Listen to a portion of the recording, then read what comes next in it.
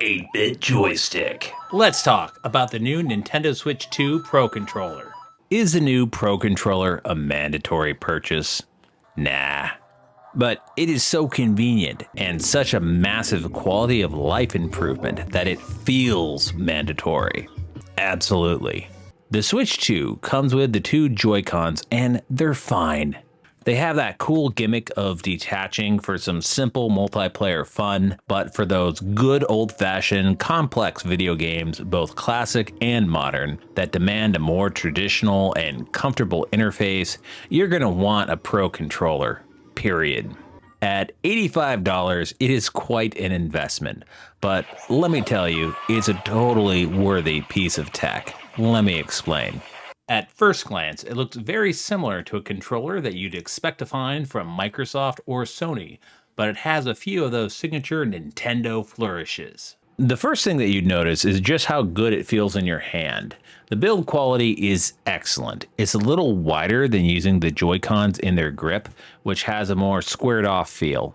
This controller has these fantastic ergonomic grips that just sort of melt into your palms. It really builds on the legacy of great controllers from Nintendo that came before it, like the ones for the GameCube, the Wii U Pro Controller, the Wii Pro Controller, and of course, the original Switch.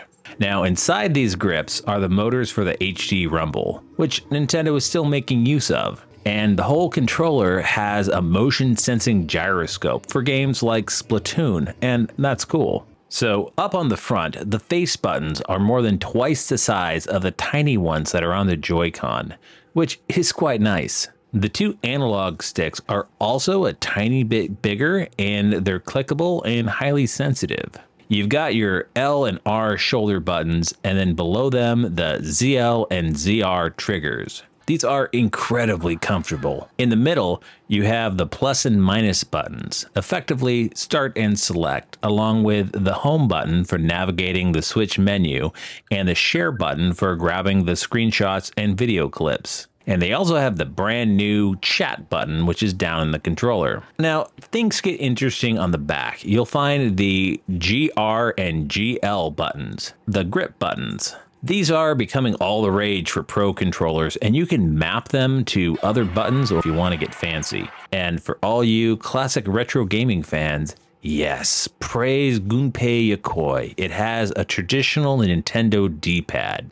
Interestingly, Nintendo broke with a long-standing tradition going all the way back to the Game & Watch, and their D-pads have had a little concave circle in the middle, but this one doesn't, but it still feels totally precise and responsive, which is exactly what you want for playing Super Mario World or your favorite NES games. So what makes this a true Switch 2 Pro controller? A few things. First, the original Switch Pro controller can't wake up the Switch 2 from sleep mode wirelessly. This new one can. You can just pick it up off the couch, hit the home button, and the console instantly wakes up.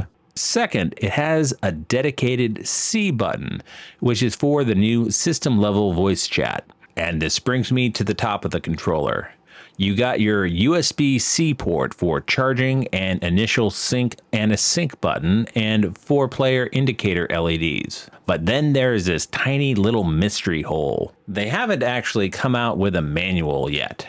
My theory is that this is a built-in microphone, which would be incredibly convenient since the main console might be all the way across the room in the dock. Now, I'm not about to dissect my brand new $85 controller to find out, but all the signs point to yes. And there is a 3.5mm standard audio jack on the bottom that you can plug in your wired headset directly into the controller for game audio and chat. It also has a built-in NFC reader for all your Amiibo reading needs. So the big question is it worth $85? Look, if you're going to spend $500 on a brand new console, you owe it to yourself to get the best experience possible, especially if you plan on putting in hours upon hours into huge games like a Legend of Zelda game.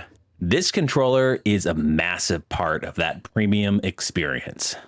If you already have a Pro controller from the original Switch, you could probably get by just fine without immediately upgrading.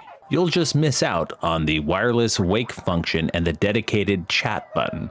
But if you don't have one, this is a day one purchase for me.